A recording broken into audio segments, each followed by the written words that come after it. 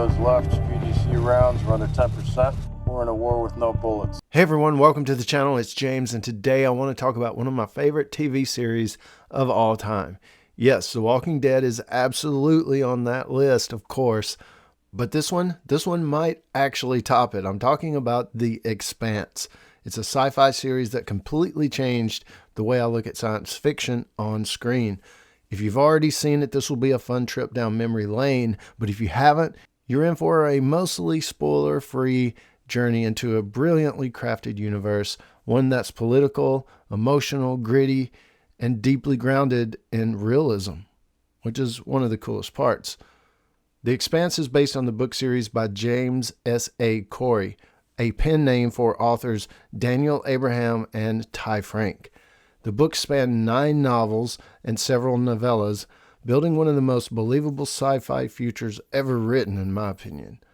The show premiered on SyFy in 2015. It ran for 3 seasons and then was sadly canceled until Amazon Prime stepped in and saved it.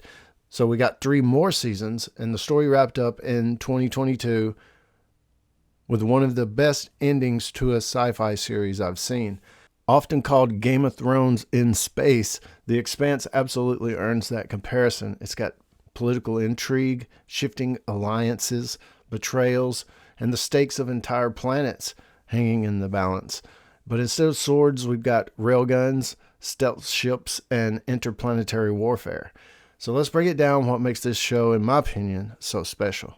The setting is one of the biggest things. I mean, it's space. I love space stuff and the future and kind of where we could go as far as space travel, even within our own solar system. So all of that is very intriguing to me. It's set a few hundred years in the future. Humans have colonized the solar system. Earth is overcrowded with most people living on basic income. Mars has become militarized, an independent republic with ambitious plans to terraform their planet. And then out between Mars and Jupiter is the asteroid belt. It's called the Belt. And there's several space stations out there. People are born in space, living on stations and moons and mining and hauling resources for the inners, as they call them, Earth and Mars. The Belters have their own language, culture, and a deep resentment for the inner planets. The tension between these 3 factions, Earth, Mars, and the Belt, drives much of the conflict in the series. So season 1. Everything kicks off with the destruction of an ice hauler, a missing woman named Julie Mao, and a mystery that ties it all together. We meet our hero of the story, James Holden, an Earther. He's my favorite character who becomes an accidental hero and a symbol of a rebellion. There's Detective Joe Miller. He's introduced on series Station. He's a belter, bringing that gritty space noir vibe. The first season blends political tension, mystery, and hard science fiction beautifully, I think, and it's where I fell in love with the show. By season 2, the stakes explode. We're introduced to the proto-molecule, an alien substance that changes everything about the whole solar system. The horror, the mystery, the implications of what it can do are terrifying and fascinating. We also meet Bobby Draper, a Martian Marine and another one of my favorite characters. We dive deeper into the politics of Earth with the legendary Christian Avasarala, a great character, also one of the best written and best performed characters of the show. Cursing like a sailor, but ruling like a queen. She's unforgettable. By season 3, and season 3 might be my favorite season, war breaks out across the system. The proto-molecule evolves and creates the ring gates. They're like a wormhole, I guess, like structure that open pathways to potentially habitable planets outside our solar system. This changes everything. Mars doesn't really need to terraform anymore. They were once devoted to terraforming their planet and is now questioning everything because they could go to new worlds. The crew of the Rocinante, that's James Holden and his crew, Holden, Naomi, Amos, and Alex. They ended up with a Martian ship. They named it the Rocinante. It's a warship, and so they're right in the middle of it all. Holden being an Earther, Naomi being a Belter, Amos being an Earther, and Alex being a Martian. So a group of kind of one from all the factions, and they're on a ship together, a core crew of 4, and they're in the middle of it all.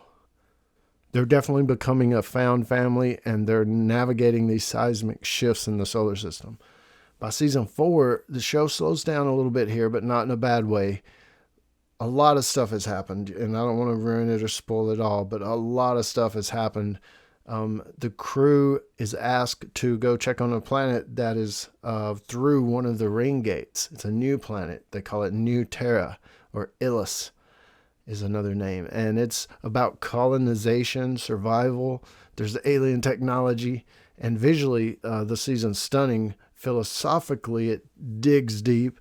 And it's a change of pace, but it's still compelling. And the characters all along the way are just so intriguing. Even the side characters, the temporary characters, just everything about it seems to work, in my opinion. Season 5 is pretty cool because the crew splits up. We get personal stories. Naomi has a powerful solo arc in season 5. Amos returns to Earth, and we learn more about his past. Holden deals with political fallout, and Alex revisits Mars. So it's a slower season as well compared to, say, maybe the first 3, but it's got a lot of action also because it's building up to season 6, and it gives us so much depth to the characters, the main characters especially, that we've come to love by this point. And by season 6, it's shorter than I would have liked, but it delivers a powerful and satisfying conclusion. The Free Navy threat, led by Marco Inaros, reaches its climax, and the space battles are next level. Drummer, one of the best Belter characters in the series, one of my favorite characters also, just a great character, steals every scene she's in. Pure strength, grit, and leadership from Drummer. There's also a mysterious subplot involving a strange alien presence on a distant world. That's through one of the ring gates. That's more of the book and stuff that we never really got into in the show, and there's actually more books after this. There's a time jump, so will we ever get it? We don't know. But I wish we'd seen a little bit more of the distant world stuff. It teases a future storyline from the final 3 books that haven't yet been adapted. So just really, really good overall, I think. And some reasons why it stands out so much to me is it's not just the politics or the action. To me, it's the realism, I guess, most of all. The ships follow Newtonian physics. Gravity, or the lack of it, is always taken into account. Travel between planets takes time. Technology and communications also takes time. Technology feels like a natural evolution of where we are now. So it's awesome in that respect. But more than the science, it's the humanity. Every faction feels justified in their perspective. The writing is layered. The characters are complex, and every decision carries weight. So it's a well put together series. The crew of the Rocinante, Holden, Naomi, Amos, and Alex represent Earth, Mars, and the Belt. So like I was saying before, that's a microcosm of the entire solar system working together to avoid collapse. And their journey across 6 seasons is something I'll never forget. The Expanse didn't just entertain me, it raised the bar, in my opinion. It proved that sci-fi can be smart, thrilling, emotional, well-written. It just proved to me a show can actually be well-written. It can be smart and thrilling and emotional, and the characters and the acting and everything be great. So it's like, yeah, do I criticize maybe some other shows that I review or talk about on other channels? Like Dead City recently on my channel.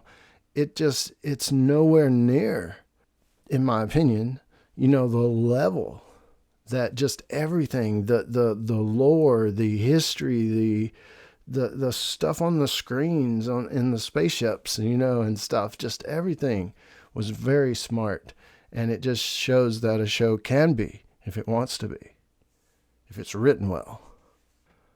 But The Expanse, it had a beginning, a middle, a solid earned ending, I think. Even now, years later, I find myself rewatching episodes that, I hardly ever will rewatch stuff anymore because there's so much new stuff I'm trying to catch up on my list. But if I do, man, I can rewatch The Expanse for sure, just to live in that world again, and I truly hope one day we'll get to see the Laconia arc, which is the other through the Ring Gate arc I was talking about around season 6. I hope we get to see it fully adapted. But just one of the better series in my opinions as far as what stuff is out there or has come. It's an older series now. It's coming on, and sometimes you can't even find it because it's not streaming. You might have to get the DVD or the Blu-ray or something like that if you can find it. But well worth it in my opinion. So let me know what you thought about The Expanse if you did watch it, if you've seen it, and how you would maybe rank the seasons and the characters. Who's your favorite character, and what you think of the ending. And if you haven't seen it, let me know if you think you might start watching it. And then keep me up to date and see if you like it as you go along. I'll leave a link to the Season 1 trailer for The Expanse down in the description below.